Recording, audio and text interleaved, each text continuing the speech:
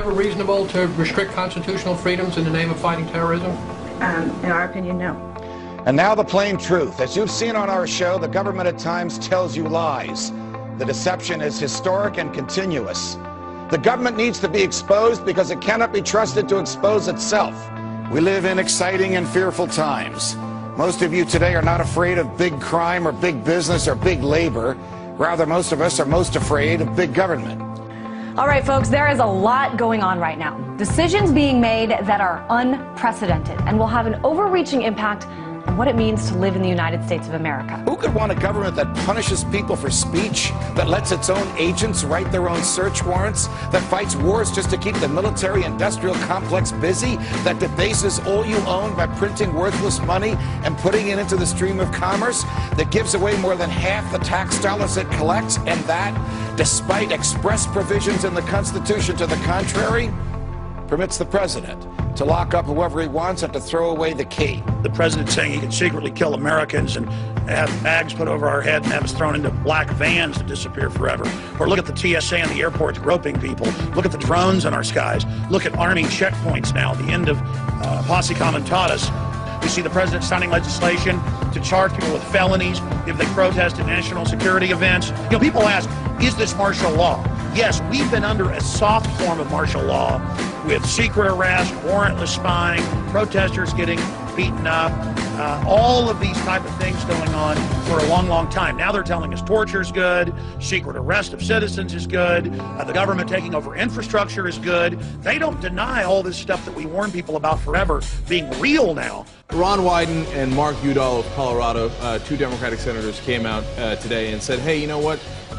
We know things you don't because we're on an intelligence committee, and Americans would be, quote, stunned to find out how the American government is applying the Patriot Act. Documents just released indicate police departments across the country do track cell phones without bothering to get any permission from a court.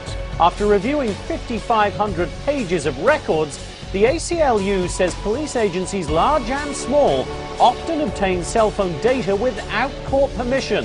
If the government wants it, it needs a search warrant. If it gets it without a search warrant, it has committed a crime. A crime. Obtaining a warrant can slow down that process.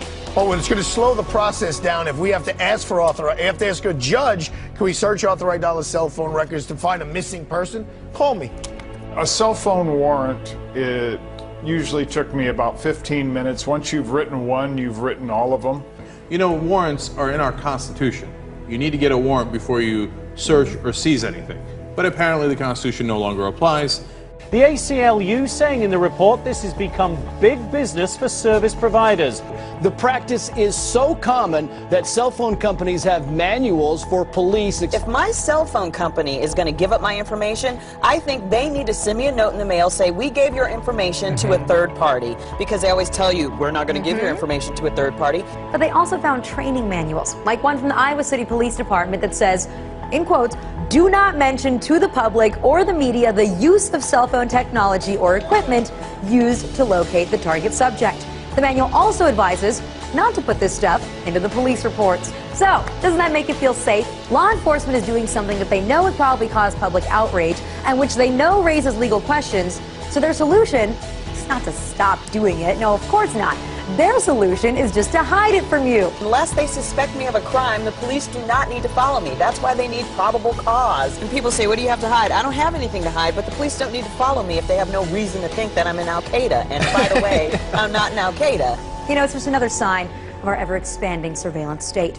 One that's being sold to the people as a buffer against terrorism. But the truth is, it's being used by law enforcement all the time to track people that have nothing to do with a terrorism-related investigation. It started with the FBI, and the government said, oh, we have to let the FBI do it because they're tracking terrorists. Now, it's no longer terrorists, it's every case, any conceivable case, and it's no longer terrorists, and it's no longer just the FBI, it's all the local police as well. So, there you have it. That's how we destroy our Constitution right in front of our eyes. The ACLU's most recent info sheet says that 1.7 billion, with a B, emails, phone calls, and text messages are being intercepted and stored by the U.S. government. Now, the CIA, or the Central Intelligence Agency, prides itself on being the best spying machine in the world. But how much are new technologies that, we're all growing to love, growing to depend on, making the job easier for them? Be it social networking, a variety of gadgets that we all use that are now connected to the internet, like your PlayStation, your smartphone, your GPS. Soon enough, even more devices inside your home. And then they had the Secretary of Defense, they had the CIA director in there, Petraeus, saying, oh, we're working with industry to have bugs and tracker systems built into all appliances. Your dishwasher is going to be listening to you. Watch what you say. We don't need warrants anymore. It's a really scary world of scary possibilities out there, and Congress is ready to counter it, with over 50 cybersecurity bills introduced just in this congressional session. But is this threat being overblown? Are we conflating different threats onto one gigantic apocalyptic scenario just to line the pockets of defense contractors and create a massive cybersecurity complex? So far, nobody in Congress has actually provided evidence that cybersecurity legislation of this nature really is needed.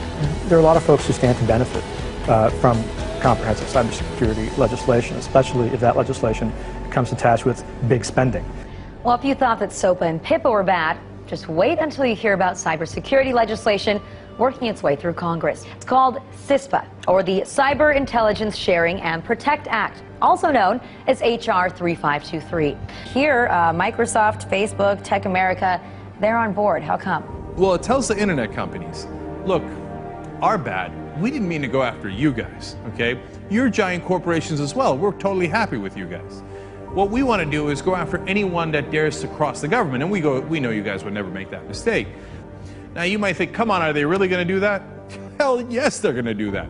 Let me give you a perfect example, WikiLeaks. If they have a law like this, they can just simply come in and tell the ISP provider, look at this law that we have, it's over, shut down WikiLeaks. But also, did you notice they snuck in private entity? So if you're a threat to a private entity, they might also shut you down. And under the veil of doing things for cybersecurity purposes, it would allow companies to collect and monitor private communications and then share them with the government or anybody else. A company like Google, Facebook, Twitter, or AT&T could intercept your emails and text messages, send copies to one another and to the government, and modify those communications or prevent them from reaching their destination if it fits into their plan to stop cybersecurity threats. So what it does is it essentially carves out a cybersecurity exception to all of our privacy laws. So in the end, if they pass this, instead of passing PIPA or SOPA, well, they might have the same effect in terms of shutting down our sites, and they also have the second effect of merging business and state even further together. I'm afraid that I'm a little pessimistic on this one. I said that we could win on SOPA. I accurately called that one. Why? Because we had huge corporations on our side. Facebook, Google, etc. Now we're on our own. And without those guys backing us up, good luck to us. Starting Thursday, July 12th, ISPs, Internet Service Providers, will be spying not just on your bandwidth, right? But specifically on what you are downloading. You are giving them an unfettered, unchecked right to cut off your service based upon the claims of copyright holders who have been shown time and time and time again to make false claims. And there's no recourse for you. Well, I think that online piracy is a red herring. These transnational content companies make more money than ever. Look at how much money is made from legitimate music downloads via iTunes. They're making a fortune, literally, billions of dollars every year in legal download revenue. And they're saying that they need to crack down on pirates, but really they want to crack down on internet communication itself. Talking Points member reports that Facebook has started to ask certain users to upload photos of their government-issued ID cards. That includes passports, driver's licenses, work or military IDs will also do. And these documents indicate that the Department of Homeland Security has been spying on us on Facebook, and they're looking for specific words. And some of the words that they're looking for in our profiles includes marijuana, right? So I'll give you an example of some of the, I guess, words that set the alarms for the Department of Homeland Security. Drill, all right, drill, exercise, airport. Exercise, okay. Well, why don't you just go ahead and waste all of our time and our money going after that? Airport, drug, narcotics, cocaine, and marijuana. But once you create these things, they grow out of control. They do. And Big Brother just keeps on rolling on. I mean, we live in a police state at this point, with the police enforcement spying on innocent people without absolutely no probable cause. This is just another example of that. Not only is your every move on Facebook now being posted for your friends to see, but Facebook might still be watching even after you log out. Sure. So over the last few decades, we've increasingly come to entrust third parties with our private data. All of these companies have been trusted by us, and they're collecting data about us in many cases and storing it, in the cloud or in some data center. And once the data leaves our possession, it's really up for grabs for the government. A new AP investigation has revealed that the NYPD was spying on activists as far away as New Orleans. Now, if the NYPD is traveling down to New Orleans to monitor a protest and tracking Muslims all over the Northeast, then one can only imagine how they're reacting to the Occupy movement. It's being called intelligent CCTV, surveillance cameras that can pick out suspicious behaviour in a crowd and stop terrorists before they strike. Researchers in Reading are leading the world in developing the new technology. Researchers at Reading University think they've got the technology to spot the terrorists before they strike. First, there were eyes on the street, and now there are eyes in the skies. The Director of National Intelligence has given the go-ahead for the nation's spy satellites to be used regularly by U.S. civilian agencies and law enforcement. Now the Department of Homeland Security wants to monitor anybody who's leaving the United Kingdom, not just Americans. Now, those who are traveling to Mexico are also going to be sharing personal details, especially if they're flying to Mexico City or to Cancun. And if any travelers are pondering a vacation in Cuba or the Caribbean, be prepared to give over your info too. This is an excuse to collect everybody's information about the TSA. Turns out they're not just doing these things in airports anymore. They're now doing them at ferries. They're doing them at bus stations, on subways. So are you ready to just start having TSA everywhere that you go? Yeah. Oh, the part I found most interesting is that they've been working with ICE. So, you're going to get your papers inspected while you're being fondled. We have a $2 billion data center being built out in the Utah desert to spy on American citizens. It's NSA's newest and biggest surveillance program. It's called Total Information Awareness. The program targets all kinds of electronic information from around the world. So this includes emails, tweets, texts, phone conversations, you name it, from U.S. citizens. It's being called the biggest spy machine ever. It's just going to get bigger. They're just going to use these resources in new ways. To be specific, they show that the FBI taught its agents that they could sometimes, quote, bend or suspend the law in their hunt for terrorists and criminals. It outlaws certain forms of peaceful protest. If you happen to be within close proximity to high-ranking elected officials who are receiving Secret Service protection, that can be considered a felony. So if you can't protest in your own nation's capital, what kind of constitutional republic have we become? The UK is going to start testing these lasers that temporarily blind individuals, especially if they're participating in protests or riots.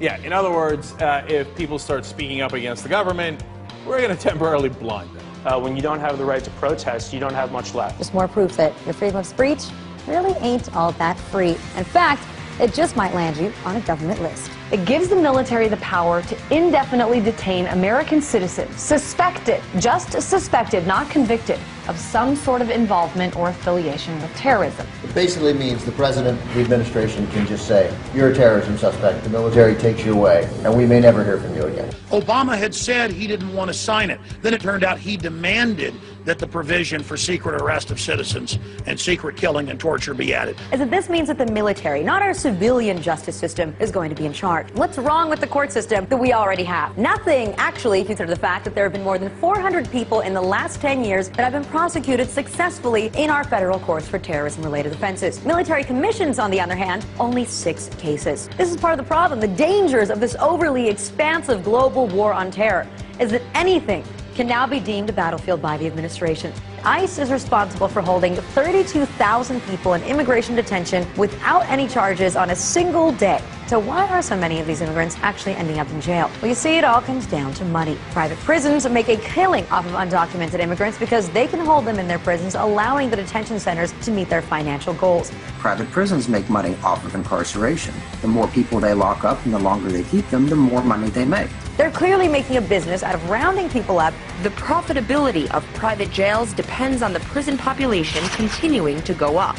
The rate of incarceration in the U.S. has quadrupled since the 80s. While public prisons are accountable to the public, private ones answer only to shareholders and are not subject to external scrutiny. That means many private contractors face few consequences for the poor or even inhumane treatment of detainees. All right, so let's get back to what I opened the show with. More war on terror that shows no signs of waning. We've got the Secretary of Defense telling 60 Minutes that they will not show any evidence and the public will just have to believe the administration when they label someone a terrorist and execute them without any due process. So, all that we can get from Panetta's answer here is that the evidence doesn't matter. Due process in a courtroom to prove that evidence doesn't matter. If the government calls you a terrorist, they can kill you, and the rest of us are just supposed to take their word for it. The U.S. government now laying out its legal argument for killing American citizens overseas without a trial. But what about targeting people on U.S. soil? Does that only apply to U.S. citizen that's overseas, or does that apply to U.S. citizen that's here? I'd have to go back. I'm not certain whether that was addressed or not. So that we have clarity here, he is not certain whether it was addressed, whether our government can kill our own people inside our own country. Are you slightly uncomfortable with the idea that the United States president, whoever it may be, can decide that this or that U.S. citizen living abroad is a threat to national security and kill them? International war on terror that's going on now, we're going to have to make sure that we have the tools to get some of these people who are very bad and comply with American law. And you think that the president should be able to make that decision in conjunction with the folks in the administration without going to a court, without going to you all, anything? There is a war going on. There's no question about that. He's the commander-in-chief, and there have been guidelines set, and if he follows those, I think he should be able to do it. Just so I understand correctly, are you really saying that in certain situations the president can decide whether it's in the best interests of the nation and then do something illegal? I'm saying that when the president does it, that means it's not illegal. This federal government, this administration says it can kill Americans when they're riding with their children in a car in a desert. That is quite a horrifying reality of how our government functions these days, of how completely out of hand this war on terror has become. So we can kill you anywhere, and we don't have to ask a damn soul about it. So Eric Holder said, okay, you know what, we've been getting a lot of flack for that. I'm going to go to Northwestern, I'm going to clear this thing up. And he did. He gave a speech where he explained that there are no rules. Some have argued that the president is required to get permission from a federal court before taking action against a United States citizen. This is simply not accurate. Due process and judicial process are not one and the same, particularly when it comes to national security. The Constitution guarantees due process. It does not guarantee judicial process. And now a new interpretation of the Constitution where due process is a bunch of guys in the executive branch getting together saying, should we kill somebody? Yeah, let's go ahead and kill him. But the thing that makes it critical here is that the U.S. government unilaterally, without any proof, without any due process at all, is actually pointing the finger and saying, you, my friend, are a terrorist. So the question then becomes, if they get to decide, what makes you question whether or not they can't decide that it's you, or it's me, or it's my neighbor, or my father, or my son? The Constitution says to the contrary. The Constitution says if the government wants your life, or your liberty, or your property, it has to articulate to a jury what law you have violated and prove its case beyond a reasonable doubt to that jury. It's called due process. Without due process, the government could take anything it wanted and kill anybody it wanted. Well, the U.S. Department of Homeland Security, along with the U.S. Immigrations and Customs Enforcement Office, have placed a large and rather interesting order. They've ordered 450 million rounds of ammunition to be made and delivered to them over the next 5 years. All right, so this is interesting because this is not the Pentagon making the order for the military. It's DHS and ICE. And to give you a little perspective here, there are only about 311 million people living in the entire country. So it begs the question, why such a massive order, 450 million bullets? DHS, Department of Homeland Security, consists of the TSA, the Transportation Security Administration, and Immigration Services. This is a domestic law enforcement agency. And to be fair, some people online who don't want to believe what's going on have said that this is just going to be used for target practice, or also It could be that the government is simply stockpiling ammunition because they don't want to get into a situation where there's an ammo shortage and our law enforcement officers don't have any ammunition. And those are both fair points. But that kind of ammo that they purchased from ATK, hollow point ammunition, as you had explained, it's designed to, tear through human flesh and then expand. It's designed to kill people. This is not the optimal kind of ammo you would buy for target practice. It's more expensive and it's more precise. But even if they're burning through 20 million rounds a month to train their agents, this is still overkill. This is still too much. So best case scenario, this is sort of a waste of taxpayers' money. And worst case scenario is, as you said, they're planning for economic unrest or violent protests or something that requires hollow point ammunition on a wide scale. And they have an open bid right now, DHS, for even more ammunition for 175 million rounds of .223 caliber rifle ammo.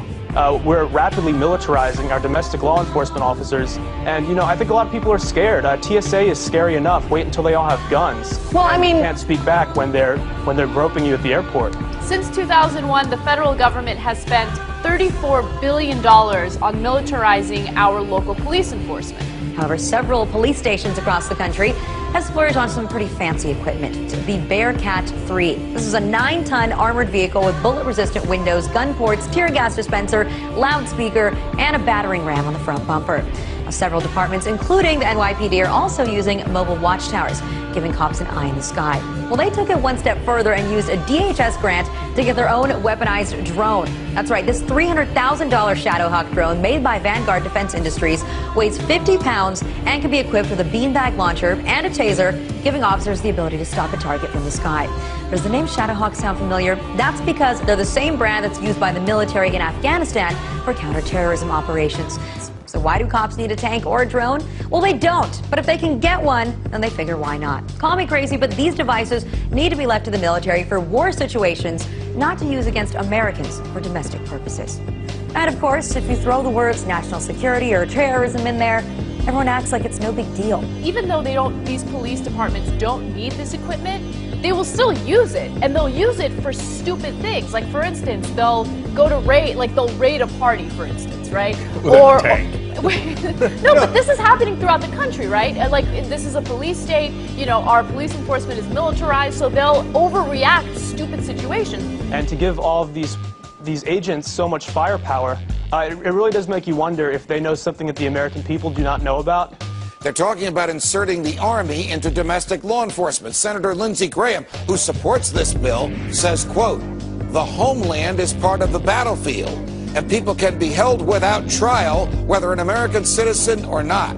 The government may be preparing for some sort of martial law. We shine the spotlight on an executive order that the White House was hoping that you would never learn about. Now, the president signed the National Defense Resources Preparedness Executive Order. It gives the president the power to control U.S. resources in times of war and peace. Now, this includes, but is not limited to, food and livestock, water, plants, energy, health resources, transportation, and construction materials, and gives the government the ability to, quote, control the general distribution of any material, including applicable services, in the civilian market. This would give the President of the United States the authority to declare, basically, martial law during times of peace. So it's starting to sound more and more like we're getting closer to martial law by the day. Now, while you say that most Americans say that they don't care, they have nothing to hide, I think those Americans would care, might feel differently if it turns out that what the police were doing is illegal. They're law enforcement, and yet many departments aren't even bothering to get warrants because they can get the technology on their own. And, going through the court system, getting a warrant, all that stuff is just so tedious. If you're not breaking the law, if you're not doing anything wrong, then you shouldn't worry what the government is doing. Well, I think the average person out there thinks that this is only being used to pursue radical Islam and these terrorist groups, but they don't need a law like this to go after 150 or 200 people. This is being used on tens of thousands, maybe even hundreds of thousands of Americans, where they just go on these fishing expeditions looking for stuff. And, your viewers out there can say, if I'm not doing anything wrong, I don't have anything to worry about.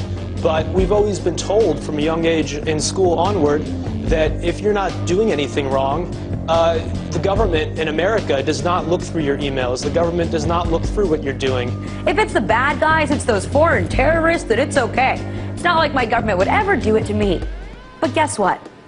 You're wrong, because your government would totally do that to you, and now they'll be able to by law. Some of the things that make you suspicious of terrorism are having food, having more than 7 days of food, missing fingers on your hand, having ammunition, having weatherproofed ammunition, having several guns at your house. That's right. People who pay for small purchases in cash, like coffee or gum, apparently that's a big red flag. Big time.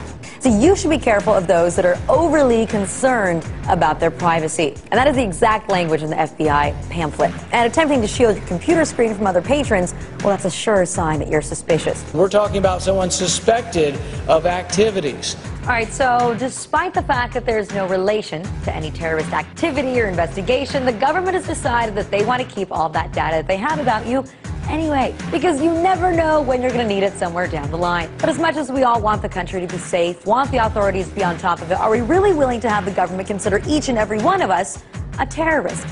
Because you see, that's essentially what's happening. If you look at the language within the guidelines of the NCTC and what it's meant for, it's supposed to receive intelligence exclusively pertaining to domestic terrorism.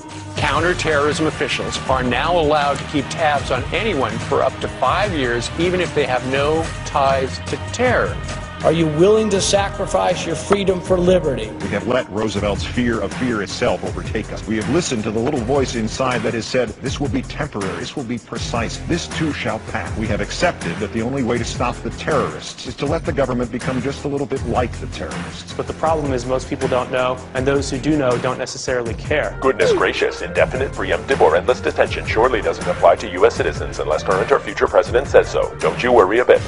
And if you somehow think habeas corpus has not been suspended for American citizens, but only for everybody else, ask yourself this. If you are pulled off the street tomorrow and they call you an alien, or an undocumented immigrant, or an unlawful enemy combatant, exactly how are you going to convince them to give you a court hearing to prove you are not? Do you think this Attorney General is going to help you? And I think that if the average person knew about this, they would be quite upset. I think the average person just doesn't know, to be honest. And I hope that they do find out about these grotesque abuses of government power and just massive wastes of money. And, you know, we're more than a decade out from 9/11. We've killed Osama bin Laden. We have killed or detained most of his deputies. So the real question becomes, who are we fighting against? This should be a dinner table conversation. Every American should be asking, should we be spending billions of dollars on these things when people are out of work, when our infrastructure is failing, and when other economies like China are, you know, steaming ahead and we're falling behind? Is this really what we should be spending our money on, spying on our own people and buying ammunition to protect the government against our own people? It doesn't make sense. I think the Patriot Act should have been allowed to expire, and it's a huge mistake that Obama renewed it. So the fact that they spent hundreds of millions of dollars just to go after 7 people that are in charge of a foreign website. As you said, this has been a very partisan Congress. They can't agree to do anything. And yet, it seems like over the past few months, they've really been hell-bent on taking away Americans' rights. And I don't know why that is. The thing is, you also have to realize that it's all part of the bigger picture. It's all connected.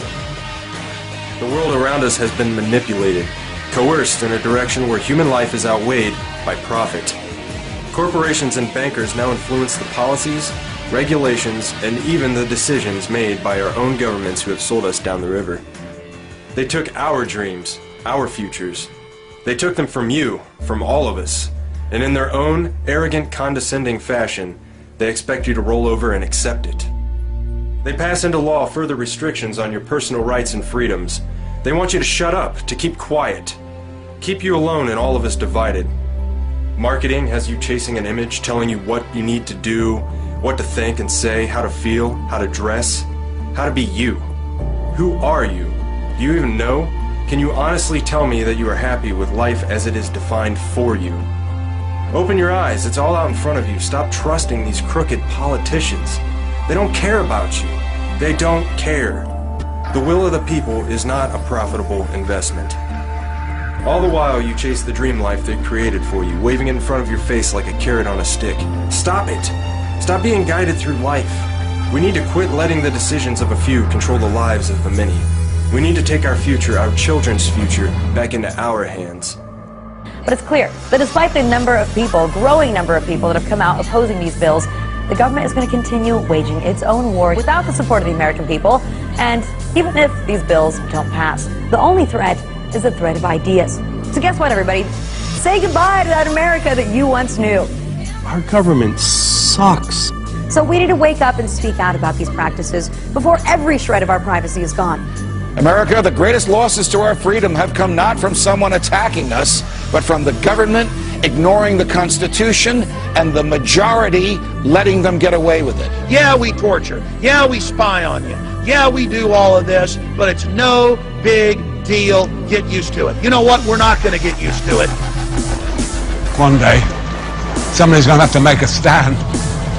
One day, somebody's going to have to say enough. People should not be afraid of their governments. Governments should be afraid of their people. When the people fear the government, there is tyranny. But when the government fears the people, there is liberty. So what do you say? Maybe we should all just stop paying our taxes and revolt. Because this is bull. It's time to wake up. First, you've got to get mad. You've got to say, I'm a human being. God damn it. My life has value. The gift of freedom that is yours by right. We must never let them take it from us. I'm as mad as hell, and I'm not going to take this anymore. This battle is just getting started.